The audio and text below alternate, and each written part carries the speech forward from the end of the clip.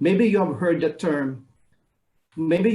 term, farm to fork, or maybe you have heard the term from primary production to retail. So it is really the supply chain perspective, the life cycle, the systemic perspective, because that is very critical actually to make any sector a circular and more sustainable. And also by understanding and quantifying those resources, possible resources, then we can think with our background in chemistry or chemical engineering, we can think of what value-adding products that we can convert this waste into, that we can maybe sell in the market. So it is, there are a lot of possibilities actually. And also it is important that we need to decouple actually, let's say, accessing healthy food from the waste generation, pollution, and resource extraction. So it's very important that we need to provide adequate food to the people, but at the same time, we are avoiding lessening the waste. So I would say that although the burden at the start is on the government side, not only at the national, but also at the local and regional and territorial. And particularly, government has a function to facilitate, to coordinate actually, and even provide financial incentives actually to initiate all of these activities related to circular economy. But it is very important actually, really to make circular economy successful and effective. Everyone has to be involved. The business sector has to be involved, particularly in scaling up any technologies. The people should be involved. The consumers should be involved. All of us should be partake this endeavor for circular economy, because otherwise, if we don't have this, what we call inclusive orientation, understanding that we are all interconnected, that all of these ideas are interconnected, we cannot really address this waste management problem. And maybe what would happen is like the climate change or the global warming. So I think that's my take for this question. Yeah, thank you so much. That was very, very comprehensive. And it's good to hear that, I guess, the idea is that you're attacking the problem sort of from all areas, as you were saying, avoiding from producing sort of too much waste, and then also thinking about what we can do with the waste that we actually produce. And I guess it's also good to hear that, like you said, everyone has to be involved, which means that we can all contribute to sort of part of the solution, no matter how big or small. Yeah, thank you so much for that. I might move to you, Lydia. So obviously you've got a background in sort of sustainable clothing. So what does circular economy in the fashion industry look like to you? And I guess how realistic do you think achieving a circular economy model within fashion is, and over what sort of time frame do you think that's possible? Okay, so 2 in 1. I guess I'll start with how the circular economy looks like in fashion. So I'd say the circular economy in fashion is quite diverse. Anthony touched on that a bit. It can present itself in different ways. We can attain circularity through different pathways. But one big focus, and this is not just for fashion, but one big focus of the circular economy is material flow and maximizing material resources. So in the case of fashion, we will be looking at clothing longevity. So producing clothes durably such that they can last for a very long time. They can last the test of time. They can be worn over and over and over again. It could also mean proper textile recycling facilities available.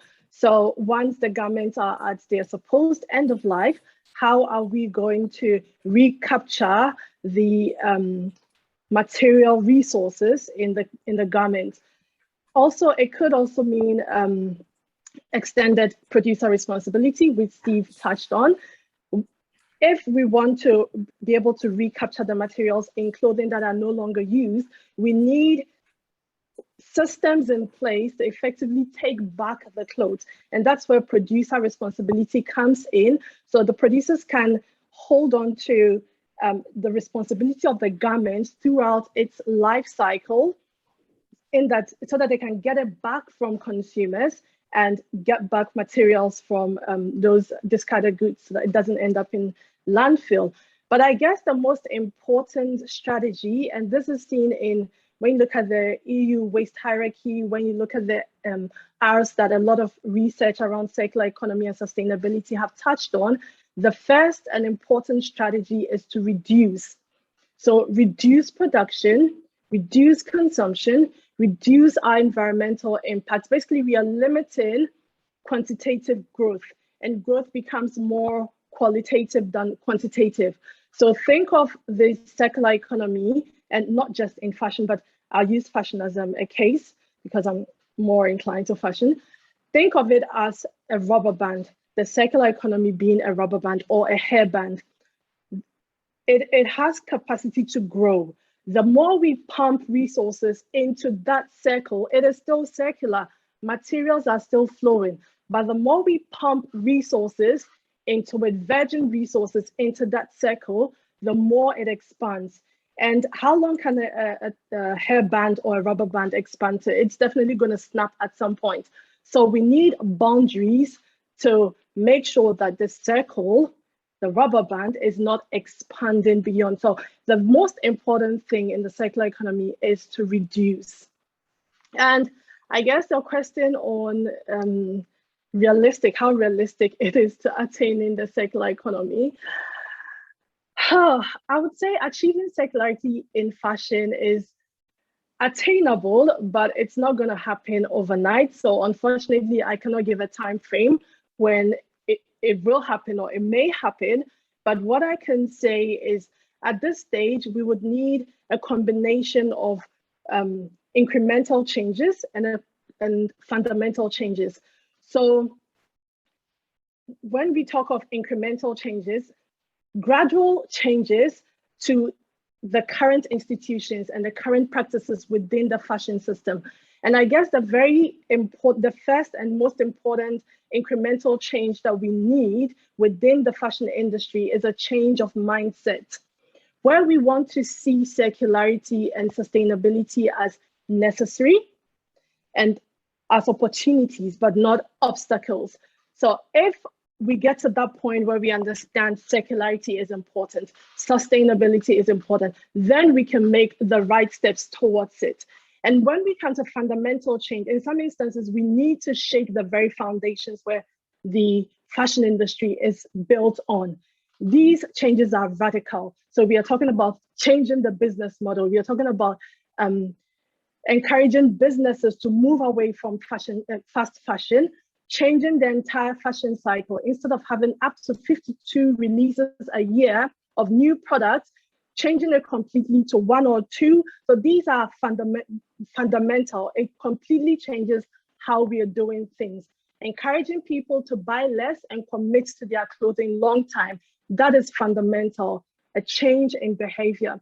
So these are the 2 ways that I can see circularity being attained in the fashion industry. But it would take time, it would take collaboration, it would take everyone coming together before we can see that change we want to see and that move towards circularity.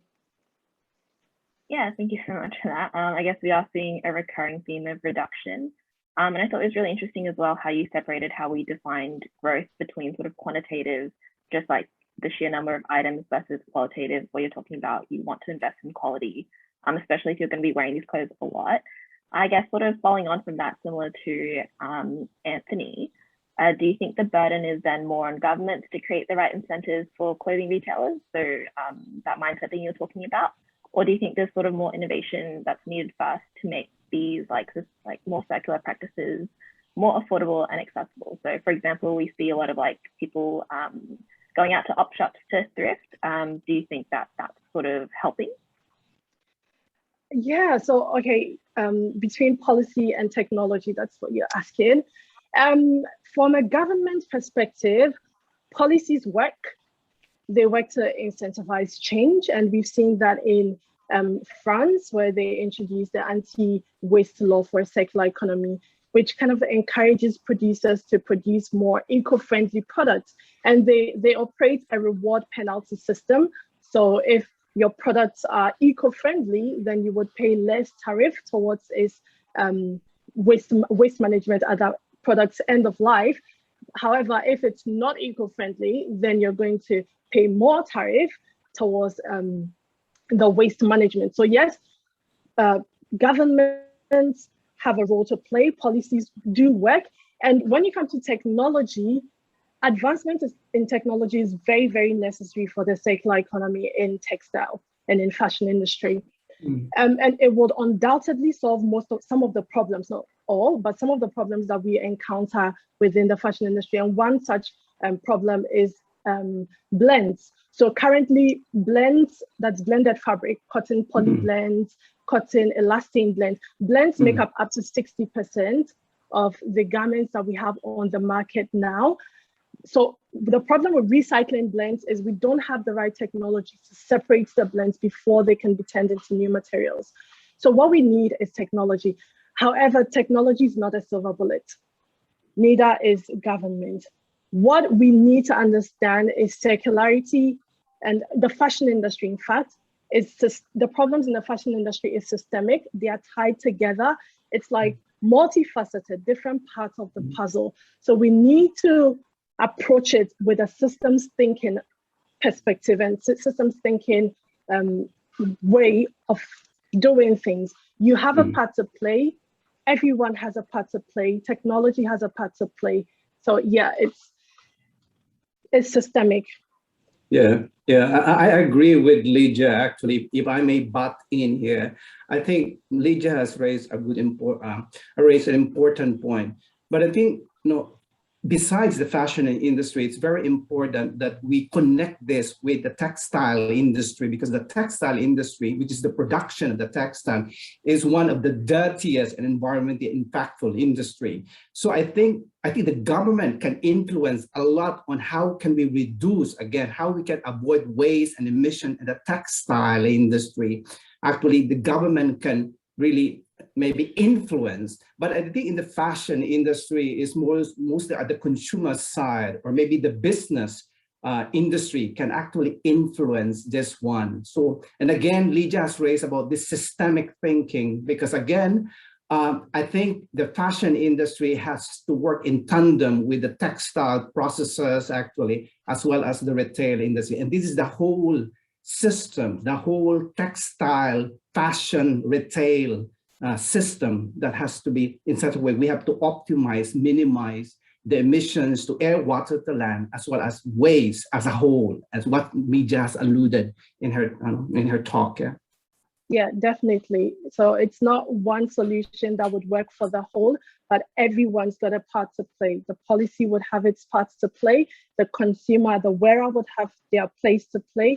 Technology would have, retail would have, but we need to look at it from the big picture view and not just one person as a stakeholder in getting to circularity.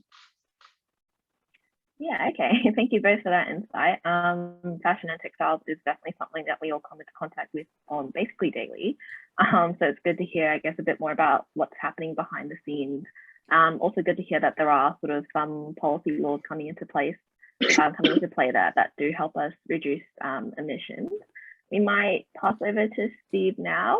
So you've helped found organizations that have been involved in the manufacturing of a circular asphalt additive and plastic timber. So how important do you think that it is that we see more circular economy initiatives within the construction industry, and sort of how likely do you think they are to occur? Yeah, great, Tanya. I think that the construction industry is one of the largest emitters of CO2 in the world. I think that one of the outcomes of a circular economy is a low carbon outcome. And I know that the infrastructure industry is very keen to meet some government procurement guidelines, which are all, if you like, it's the carrot and the stick. They're all, the carrot is dangled out now to acknowledge things like low carbon impacts in the procurement, in their procurement guidelines. So the companies that we work with are those that are leading in this space, like Downer, for example, is a very forward-thinking asphalt company. They are always thinking about how they can reduce the carbon footprint of their activities, and therefore they're prepared to invest, and they're prepared to research and develop. And so I think that the likelihood of circular business models in the infrastructure sector is extremely high.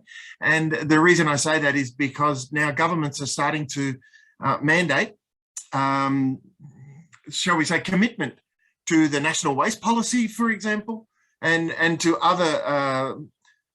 other incentives that they have for these large infrastructure companies to get with the program.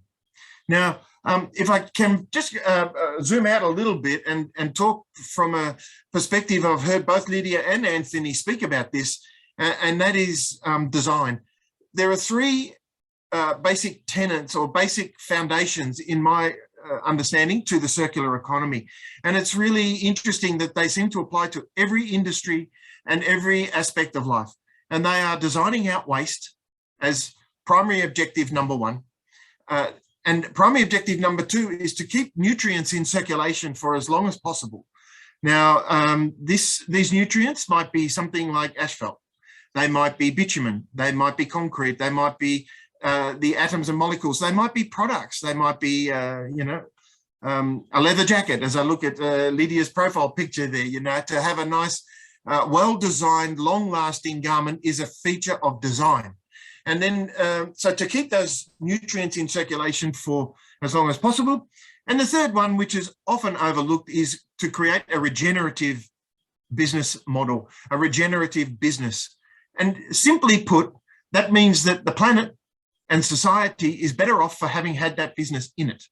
Now, that one is still quite voluntary, but you will see leading organisations working hard now on the regenerative side as they strive for carbon neutrality. Some people have very good, strong objectives by 2030, et cetera, et cetera. So back to infrastructure. The infrastructure and the built environment is no different, Tanya, that design is the most important element, and then you've got keeping those nutrients in circulation, and then you've got building a regenerative business system. So the likelihood is very high because it's already here. And the companies that are not aligning themselves and getting deeply into circular business models now are already feeling like they're being left behind. But then again, I live and breathe this space, and I'm an eternal optimist. So, these things factor in on my opinions, but for what it's worth, that's it, Tanya. Yeah, that's a good idea, Steve. Yeah, I agree with Steve, actually, Tanya. There would be more interest in what we call circular built environment, circular cities. Actually, I have read a lot of ongoing research nowadays, and I have a previous student actually where we look on the circular economy in the construction industry in Malaysia. And nowadays, there are also interest in Singapore, actually, in facility management. And there is even a recent paper in Nature Science where in Europe, in particular in Norway and in Germany, they are looking on developing what we call circular cities and circular infrastructure, as Steve has pointed out. So there would be a lot of opportunities. And I think the Australian Green Business Council, Building Council rather, are also looking into this besides creating what we call a low carbon built environment. Yeah, no, of course. Thank you so much for that. Yeah, it's definitely very interesting to hear about sustainable cities, I guess. And of course, always good to hear a bit of optimism, especially since obviously we can get caught up in some of the negatives. And also very good to hear that an industry as large as construction and infrastructure is taking notice and prepared to invest money into sort of more sustainable outcomes and more sustainable business overall. Thank you both for that. I might move now to Renali. So as someone with experience as a consultant and also working in a think tank, do you think that there's a current mismatch again between circular economy policies governments are implementing and the private and actions that private firms are taking, sort of with your experience in, I guess, the startup space and that sort of area? Oh, all right. So question number one, with the policy stuff, right? So I believe right now Queensland has circular economy, but under the waste management, right? It's under the waste management and resource recovery, and it has one of its strategy and policy regarding transition towards a circular economy. That's within Queensland. Whereas New South Wales has a complete different policy on circular economy policy. It's not under, if I'm not wrong. So having started recently to work in this space, from my perspective, I believe it would have given, it would give more space if we have a complete separate different circular economic policies that will actually help industries, consumers, and the rest of the stakeholders to understand how they can implement and utilize these policies and the systems around it. So that's number one. The second question, can you repeat that again? Sorry. Yep, I can. So do you think there's a current mismatch between circular economy policies governments are implementing and the actions that private firms are taking? Well, with the private firms and the startups, or the companies that are already reaching to a matured stage, what I have realized that it has given a lot of private firms are actually taking a lot of interest in circular economy, because it's, I believe for private firm, it's not only creating impact on environment and building their corporate social responsibility portfolio, but what they are actually, through this model, if they are implementing it, it's also giving them economic benefit. So it's a mixture of both social as well as economic benefits that private firms are getting. And so I believe that they are actually working on it. However, there is a gap in the policy, and that's what I mentioned. Steve, since you have been working in this background particularly, now what's your thought on it? These are my views, and having started to work recently, these are my views on the policies and stuff. What are your views on it? Well, my views are that that policy needs to catch up, that we need to encourage the abandonment of any impediments to circularity. And I can just give you one example, Runali, in the infrastructure and roads space. We have a bunch of engineers who are clinging quite desperately to outdated certifications, outdated specifications, and there is a desperate need to move to a more performance-based specification for the way we build roads.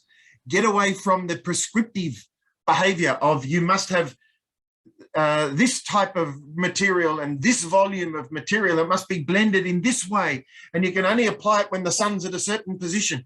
These old thinking is ridiculous and outdated, and we need to move on. And so that's one area that I think will enable rapid growth if we move to performance-based specifications.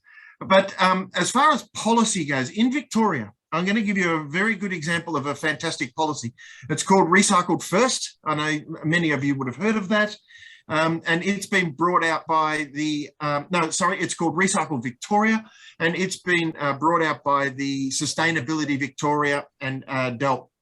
And that policy has driven a lot of activity in the circular economy, particularly in the roads and infrastructure space, where we have Victorian Department of Transport and Major Road Projects Victoria have a division called Ecologic, which has been put in place thanks to the Recycle Victoria policy, and it initiates a program called Recycled First. And that means if you're contracted to deliver an infrastructure project, or should I say tender for an infrastructure project, you need to include a large amount of recycled content on the basis of, if not, why not?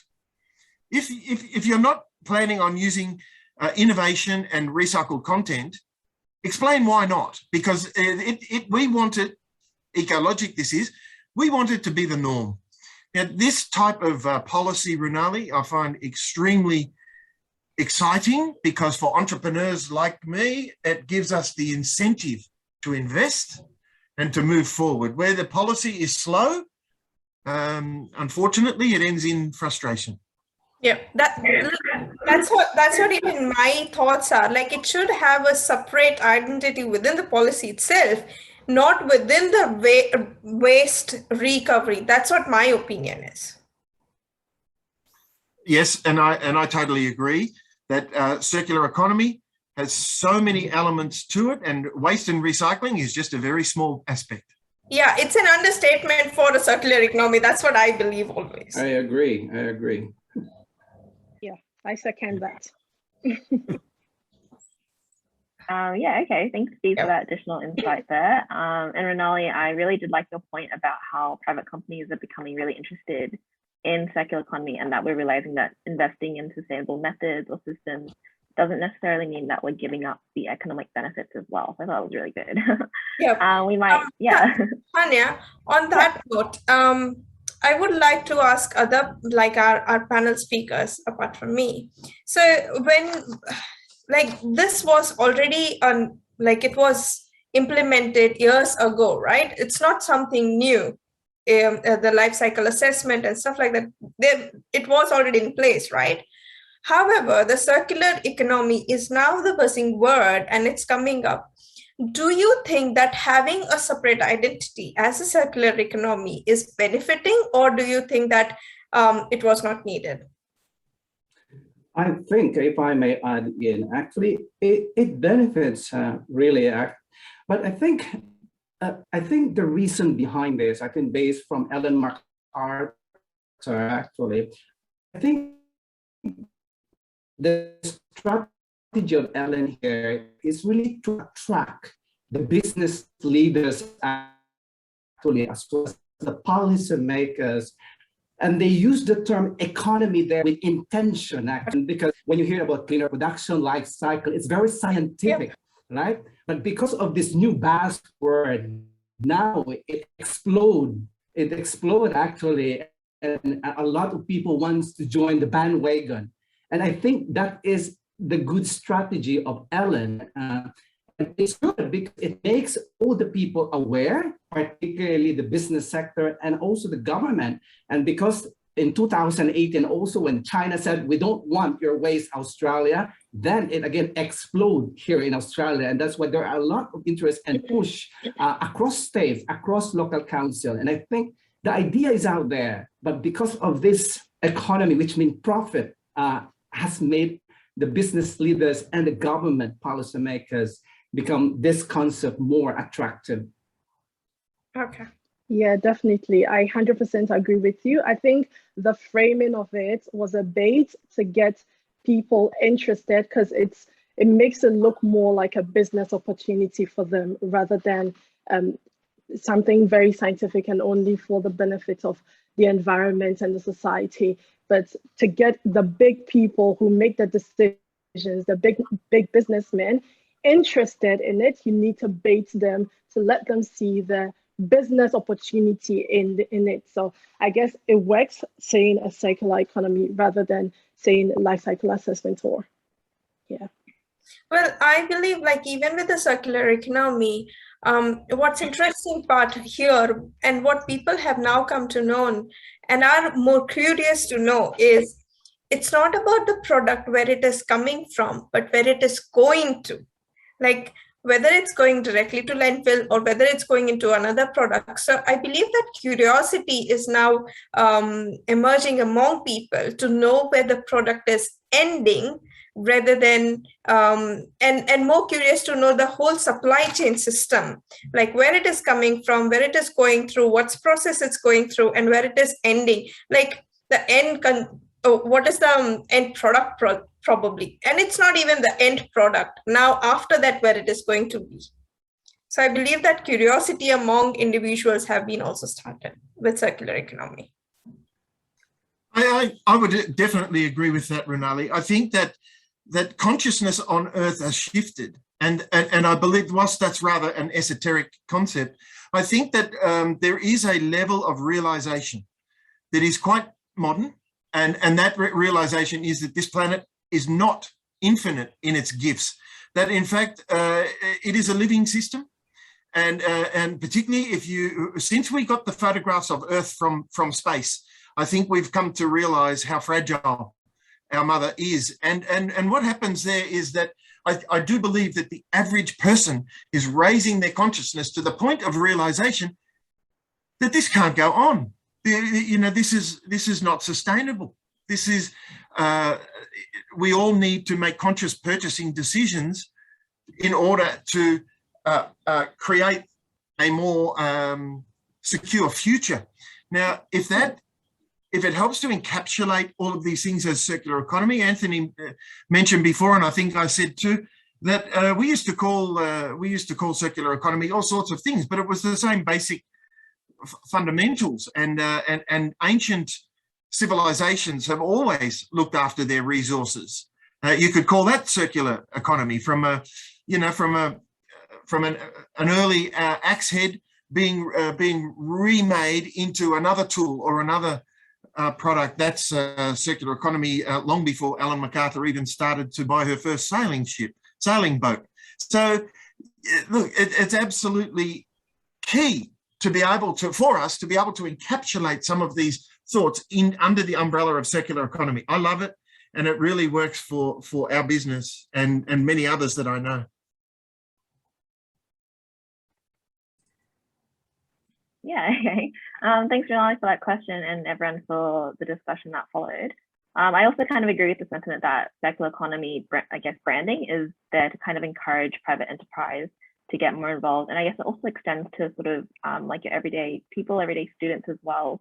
I think it goes a long way in making people aware of sort of the pressing issues that come with excessive waste, especially since we see it across all these different industries.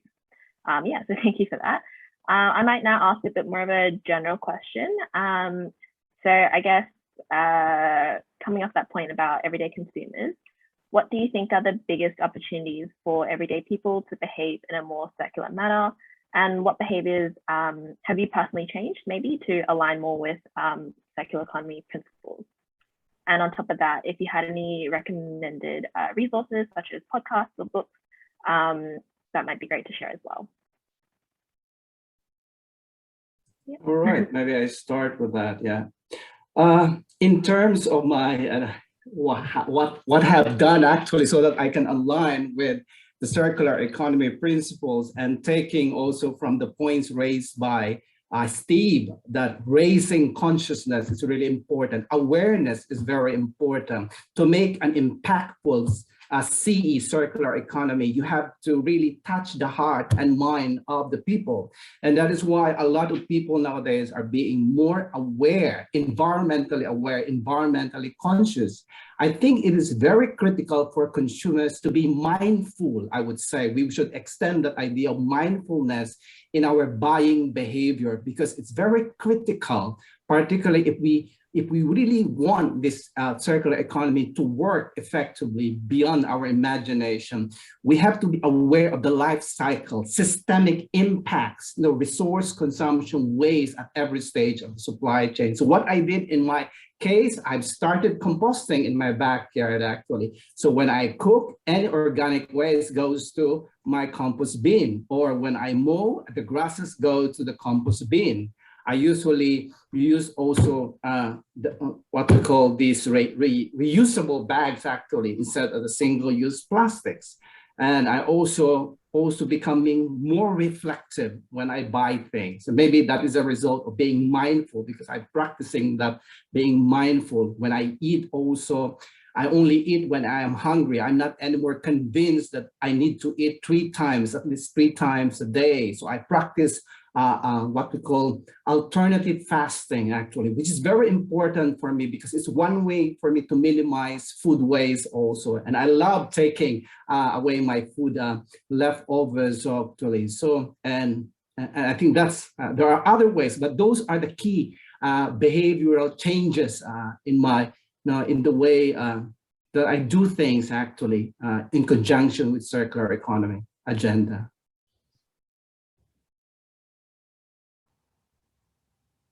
Yeah, thank you for that. Did anyone else want to add? Maybe I'll go next. Yeah. With my practices after I came to the realization and the knowledge that I currently have. I obviously have been more mindful of my practices, as Anthony said. So I guess coming into this light, it just makes you a bit more mindful of the things that you do and why you do them. So currently I'm a lot mindful about the clothes that I acquire.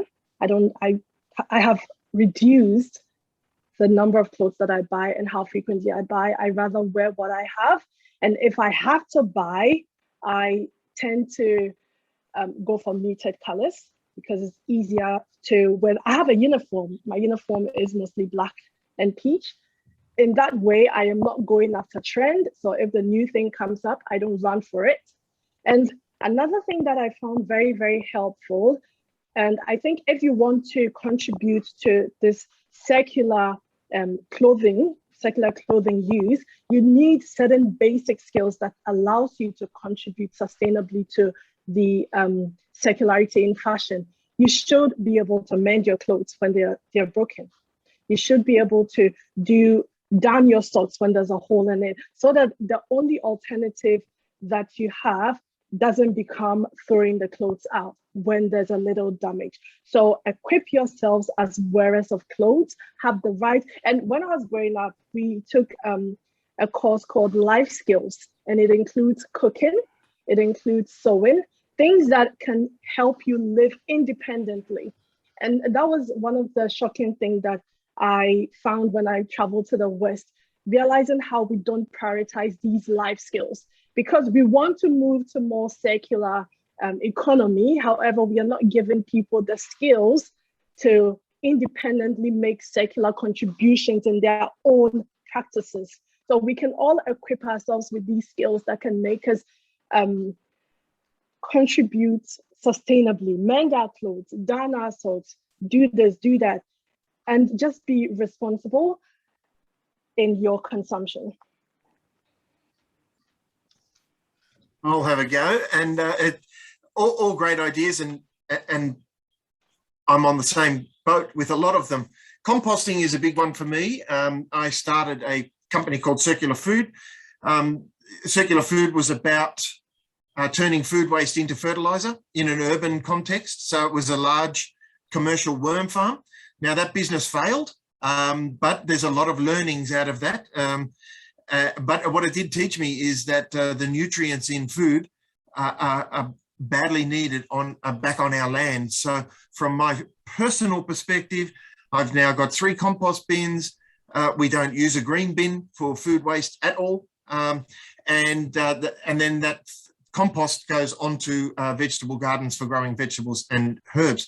So that has lifted. Also repair, I've taken more pride and more interest actually in repair. Most recently, I was about to call a technician to come and fix a clothes dryer that was making some very bad squeaking noises, and ended up tinkering around, removing the panels and having a look myself, and fixed it for free in about half an hour. So those types of things are creeping into my life. I'll leave you with one more, and that is soft plastics. Obviously, I've got an interest in soft plastics, but once you start to collect soft plastics in the home and have a look at the companies that where their food packaging has the Red Cycle logo on the back, because that'll explain to you whether the packaging has been designed reasonably well or not.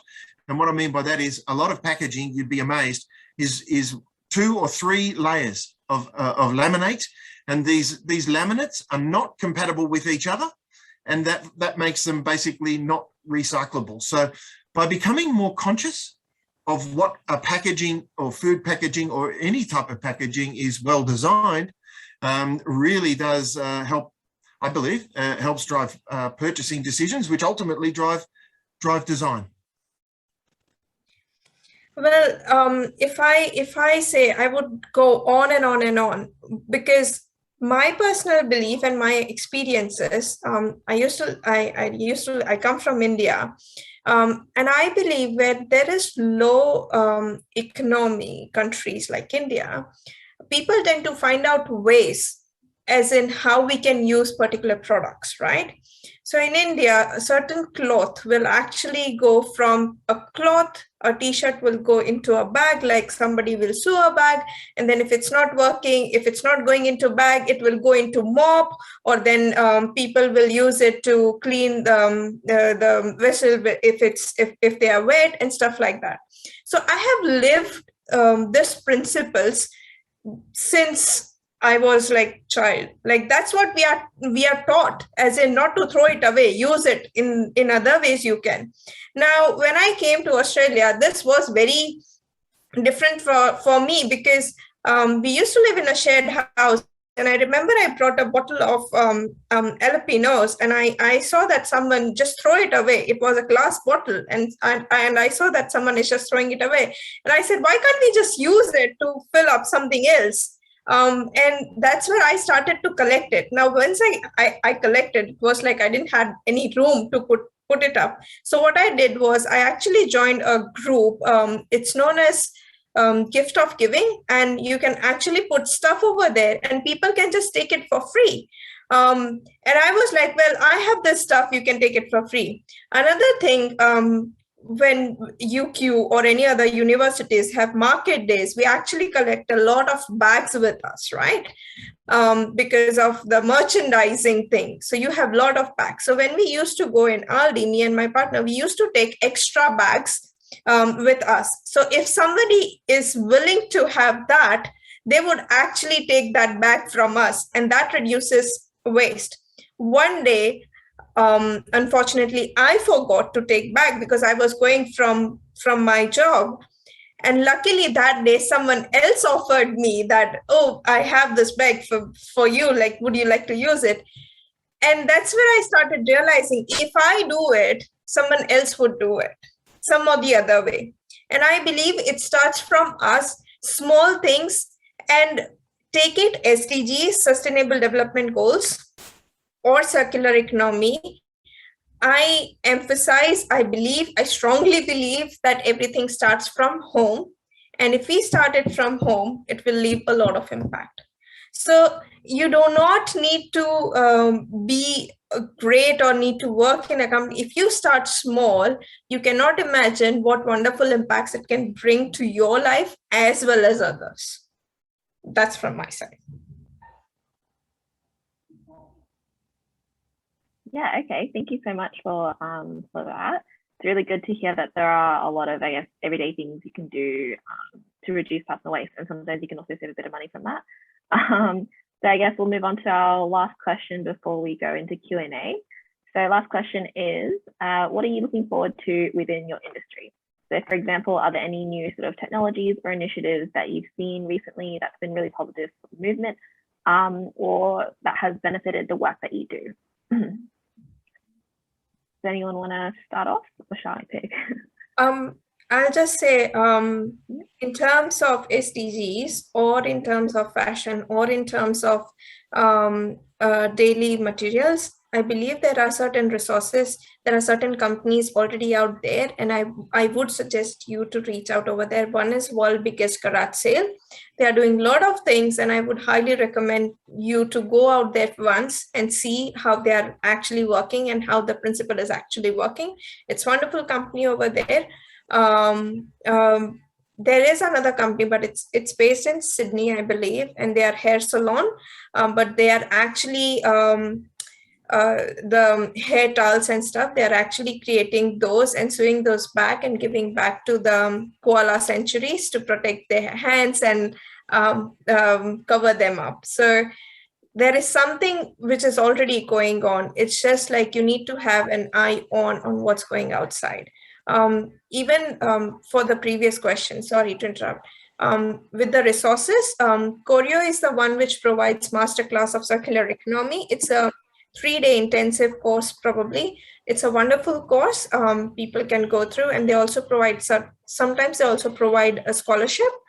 Another thing is always follow Ellen MacArthur Foundation. They always have updates on circular economy and principles and what are the updates and stuff. So that's one of the wonderful resources to have. Everledger is one of the company which is actually tracing in terms of diamonds, in terms of wine. I believe it's batteries as well. It's a blockchain technology which was founded by the chief entrepreneur of Queensland, Leanne Camp. So she's involved in it. So these are some of the these are few of the resources that I know, and I'll also put a link over here, which is a report written by KPMG on circular economy. So I'm just providing here a link so that people can have it. Yeah, that's great, Ronaldo. Yeah. For my case, actually, I just want to encourage all the participants out there that for my case, what excites me actually for this circular economy pursuit actually is to train the next generation of engineers, scientists, economists, policymakers, particularly on system life cycle perspective. So I would encourage all of you out there that take the initiative to learn the different tools and methods of, let's say, environmental life cycle assessment, system thinking, materials flow or energy flow analysis. There are different, even cleaner production, and even what Ronaldo said, mentioned at Griffith, there are a lot of courses, even at online. Take advantage of that, because I think that for the next 5 to 10 years, there will be a big demand actually in circular economy expertise, not only maybe at the academic level, but as well as in the industry, because if we can follow what has happened for the past 20 years in cleaner production, and if you have interest in that, then you can leverage that idea of cleaner production to circular economy, because it's also talking about waste reduction, emission reduction. So there are a lot of opportunities out there, but you need to learn the tools, the methods actually, and some of the skills so that you will become more marketable actually, whether you're going to work in the industry or as a consultant, or maybe in the academic field. So as the things that excite me, as industry moves towards carbon neutrality, that drives a lot of change and a lot of changed thinking and a lot of searching for new ways of building and new ways of thinking and new ways of marketing products, etc. So that excites me a lot, is the global trend towards carbon neutrality, and it's on a fairly quick trajectory, as it should be. So that's very exciting. One other thing that excites me is the export bans that the Australian government has recently put in place for mixed and contaminated plastics. Now, for far too long, we've got away with exporting mixed and contaminated plastic. So in other words, exporting our problems. And that's created artificial outcomes, perverse outcomes in this country. For e-waste, for example, where recyclers in Australia for too long have loaded up shipping containers basically with rubbish and called it e-waste, and then shipped it off to countries where people where people on very low wages in very toxic conditions have to try and scrape some value out of it. So that really excites me as well, because that's generating a lot of innovative thinking and a lot of infrastructure capacity in this country to deal with our plastics. So also doubling back, one resource for everybody to also consider is the Australian Circular Economy Hub. Now, this is managed by Planet Arc, and I would highly recommend for case studies and resources. And it's ACEHub, acehub.org.au. Yours, Lydia. Yeah, I guess what excites me now is the level of awareness, especially around textile and fashion consumption and the waste that comes out of it. It seems there's a lot of buzz going around recently. Of late, there's so much buzz. People are conscious now. So hopefully that's exciting me enough that people are aware of what is happening, and hopefully that can translate into our practices and our actions.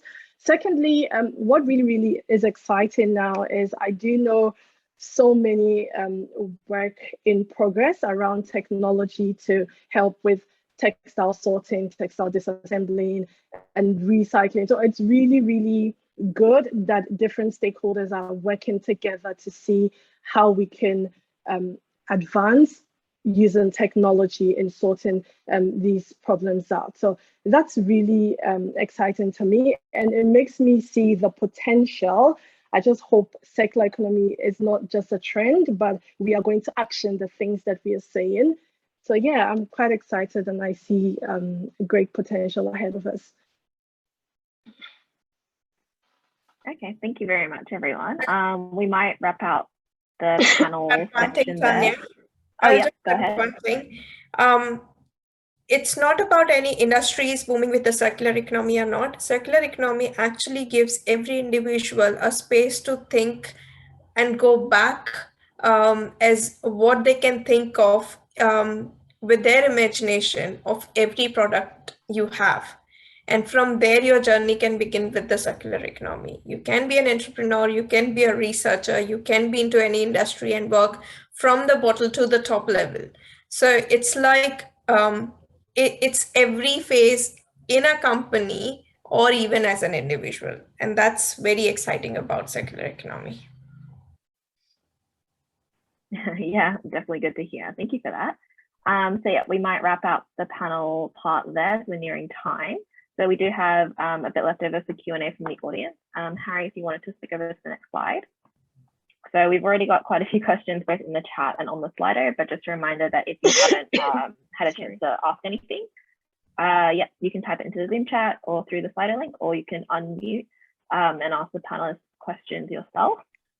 To start off, we might have a look at what's in the chat at the moment. So from Ambika, how can a circular brand encourage or educate the consumer to bring the garment back to the brand? And also, many brands currently offer collection services, and they claim that they are diverting from landfill and recycling, but it's not actually mentioned what they're doing with the collected garments. So how can we ensure that the garments are actually recycled or upcycled or downcycled? So I think this might be more for you, Leah. Yeah. So how can circular brands encourage or educate consumers? So bringing back clothes, I think it comes back to the product stewardship we talked about earlier and the producer responsibility, where the producers have the responsibility of the garments. However, if we want to really ensure that we get back the clothes from the hands of consumers, then it would need a fundamental change, such as moving away from the concept of ownership. So brands selling the clothes and the consumers owning the clothes, to more of usership and clothes as services, so that the brands still have ultimate control. If it's offered to you as a service or you're renting it, then you would bring it back to the producers. So that's one good way of ensuring that you get back the clothes that have gone into the hands of wearers. Secondly, talking about the take back scheme and ensuring that what happens to the garments once they are taken back. I know a lot of brands are operating take back schemes. H&M has a take back scheme. Zara, I think, has a take back scheme. M&S has a take back scheme. However, recently we've seen some exposés, especially the recent one from the ABC, which showed what happens to donated clothing. And donated clothing are built up and sent to the global south in the name of a trade, second-hand clothes trade. However, technically, as we've heard already, it's rubbish that is built up and sent to countries. So we are ending up giving the clothes to people in the guise of trade. However, it's rubbish that we are sending. So we're using the landfills in the global south to dump our goods. So currently, I don't 100% believe in take-back schemes because we don't adequately have the technology to deal with the clothes that are taken back, and we don't even have the capacity to deal with the quantity of clothes that come in thanks to fast fashion.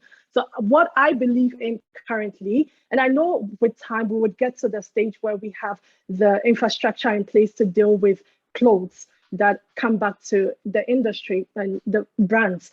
So right now, what I think is a good way to go is more of informal exchange of garments, rather than taking it to the brands hoping they would recycle it, because H&M is not recycling. They would recycle less than 1% of the clothes that come to them. They cannot recycle everything. So rather than giving it to charity, giving it to H&M, thinking they're going to recycle it, why don't you hold on to it as long as you can? Buy clothes that can last, buy clothes that are durable. Once you're done with it, hand it down to someone you know would use it within your own informal settings rather than taking it to charity. Because I bet you even the charities commoditize the things that you've given to them freely.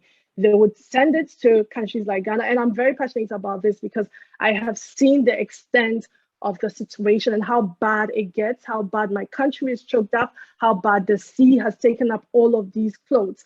So rather than giving it to them, because we don't have the facilities to deal with it now, think of your own informal settings and what you can do with your clothes.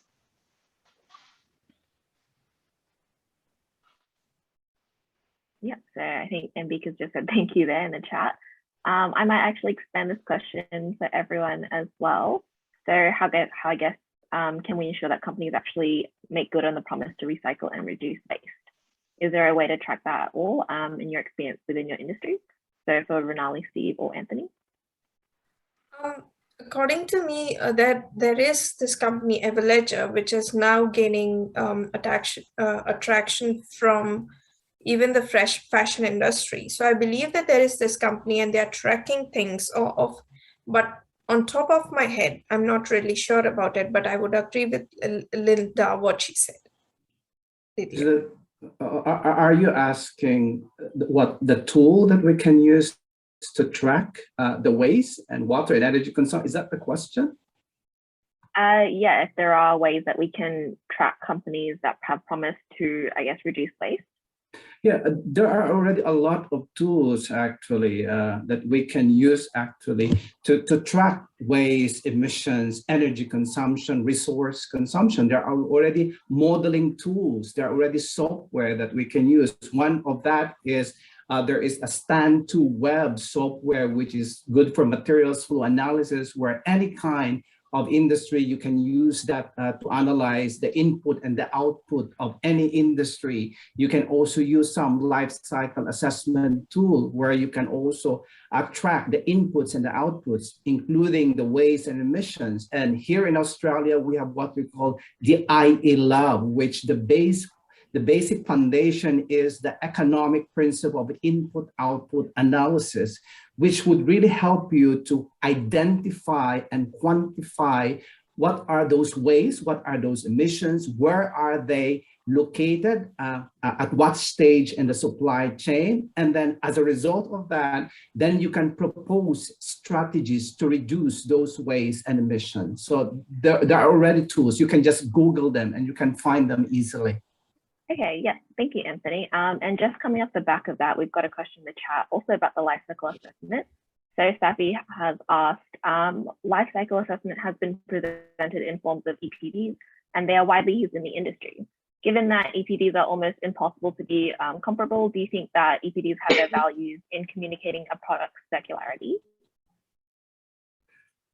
So if the term EPD is the environmental product declaration, I suppose so. I think the result of life cycle assessment really helps actually to for this environmental product declaration, because in a way, if you have what we call a certified LCA results, which gives you the carbon dioxide emission, the waste footprint, water footprint, so it's more comprehensive, but you can also streamline your life cycle assessment, focuses only to the waste footprint, because we have done that for the carbon footprint where we only focus on the carbon dioxide. We can also do that for the water footprint. We can also do that for the waste footprint for the whole life cycle. And then if this report based from the assessment of LCA practitioners that these are valid results, then you can use that result for environmental product declaration and maybe even for eco-labeling.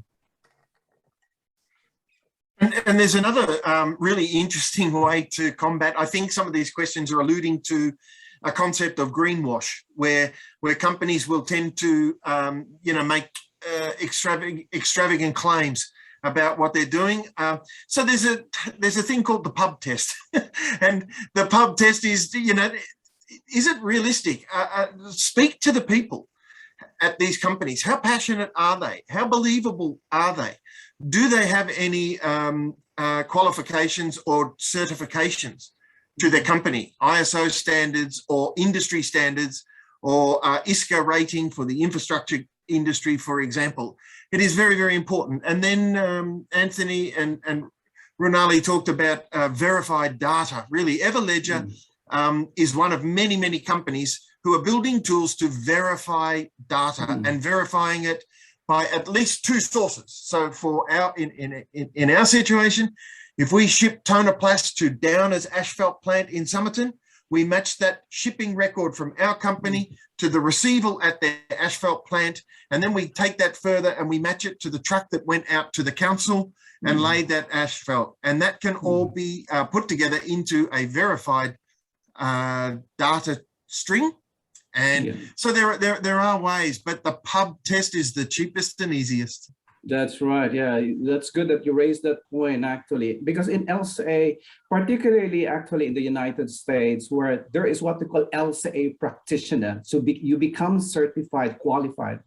And before any result of an LCA to be released in the public, it has to be qualified by an LCA practitioner, because I don't know here in Australia, but in the United States, you can be sued actually if you make a grand claim that your product is environmentally friendly or circular products, but in fact, it's not. So that's what Steve pointed out, greenwashing. Then as an LCA practitioner, and even the company that funded that LCA result can be sued actually. So hopefully that would prevent actually of releasing some of these results non-qualified and using it for EPD or eco-labeling. Yeah. Okay, yeah, thank you so much. I think we'll have time for maybe one or two more questions. So I'll move over to the slider. So at the top there, we've got, are there any areas that you think are currently being neglected, but that could really, that could be relatively easy to make circular economy or sustainability gains in? So I might put that question in the chat as well so you can read it. Yeah, so are there any areas that you think are currently being neglected, but it could be relatively easy to make circular economy or sustainability gains in? I think one area it's not exactly neglected, but it has huge potential, and Anthony will probably back me up here, is soil health. And if we add nutrients to our soil, and we don't remove nutrients and we don't use chemicals that are damaging our soil, then I think the rewards are massive. This soil is the lifeblood of our health. Our soil health deteriorates, our physical health deteriorates. So from my perspective, that would be some low-hanging fruit. Yes, definitely. That's a good point. Actually, no, even if you work in a company, or if you work in any industry actually, and if you meet someone who is a cleaner production practitioner, usually when they perform what we call a waste assessment actually, or resource assessment within the company or within the process or product level, I think there are a lot of low-hanging fruits there that you can start actually, and with maybe within that company that you are maybe working as a consultant, or you are working maybe as part of the company, then you can propose those low-hanging opportunities to reduce emissions and waste. I think it's not only waste, but I think in general, there are a lot of opportunities actually at a company level that I think you should explore. And I think that could also be in line with circular economy. Yeah, now the ideas are flowing. I think that insulating our houses and our buildings as well is another area that can really reduce our energy consumption and have a carbon reduction effect. So from a circular economy perspective, I think that our building quality is very poor. So we could retrofit our existing buildings, and then we could build more circular housing as well. I would talk from the consumer perspective, in wearer perspective in fashion and textiles. I think one area that I wouldn't say has been neglected, but hasn't received enough attention, and I've touched on this earlier, is empowering people with skills, giving people the right skill. Currently, the way the system is structured is actually easier to buy a new t-shirt or a new dress that will cost about $10 than to have your garments repaired by a professional, which would be $25 or more. So it's easier to chuck your old garment in a bin and then buy a new one rather than taking it for repairs. So I guess one of the areas where we can prioritize is giving people skills, and you can do that by embedding these life skills into the educational system so that people have the power to decide that I'm going to mend my garment, I'm going to make my own garment, I'm going to fix what is broken. So I guess we have to empower the populace, and then everyone can contribute to this whole discourse and the transition towards a circular economy. I would completely agree with Lydia. It's the skills that is required now. Yeah, okay, thank you so much for that. I think we have time for one last question. So I've put it in the chat there at the very bottom. So how do we encourage our own workplaces to take this circular economy into account at the small scale, such as buying from responsible sources, etc.? I believe it's all about sharing. Like if you have bought something, I think you should share the information from where you have bought. You should share what you have bought, and then living those principles of circular economy within your own space. Like if you have an extra, take it to the place that you are working and share it with others. That's how, like, even I remember while I knew a person, not very closely, but he actually brought me a lot of things that he used to have at his place, and he said that, well, I'm not going to use it. If you have friends, if you have like other people who would like to share with others, can you just take this from me? And I was more than happy to take it and share it with others, because you never know who is going to use a certain product or the end product in a different way. Someone would use a glass bottle to just put a flower in it. Someone would use it to actually have a plant in it, or someone would use it to fill up something. So you never know. I believe that it's all about sharing at the moment if you want to start it from the small scale. That's a good point, Renala. You pointed out sharing. It's not only maybe at the consumer's level, but importantly, actually, among the industries, particularly sharing data in such a way, the whole, in a way, the whole supply chain, the whole industrial ecosystem would really optimally reduce their waste and resource consumption. And by sharing data and really making all of this analysis, we can really reduce our impact. And secondly, particularly at the workplace, there are actually waste management department, or the EHS, the environment, health and safety, or there was a cleaner production department in any company or even in your workplace. Connect with those people. Actually, they're already familiar with these principles, and if you connect with them, then it is very easy to encourage the employees within the workplace actually to be part of this, because that is why there is what we call, if there is quality circles, maybe we can create also circular economy circles within our economy, so that it is some sort of like a team building, sharing of experiences, or what are some of the strategies that we can do actually to minimize our impact to our Mother Earth. And I think there are a lot of opportunities out there that we can actually make an impact, encourage adoption in our respective workplaces. Yeah.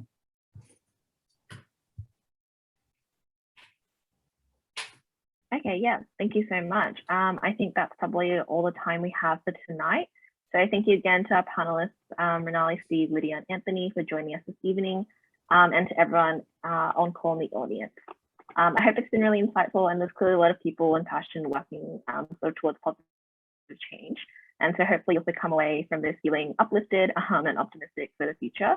So there are quite a few questions that we haven't been able to get to tonight. Oxfam will collate those, and we might ask our panelists to maybe email back some responses, which we'll put up on the Facebook event and through emails later. Thanks again, everyone, and feel free to hop off the Zoom now. Thanks a lot. Thank you, everyone.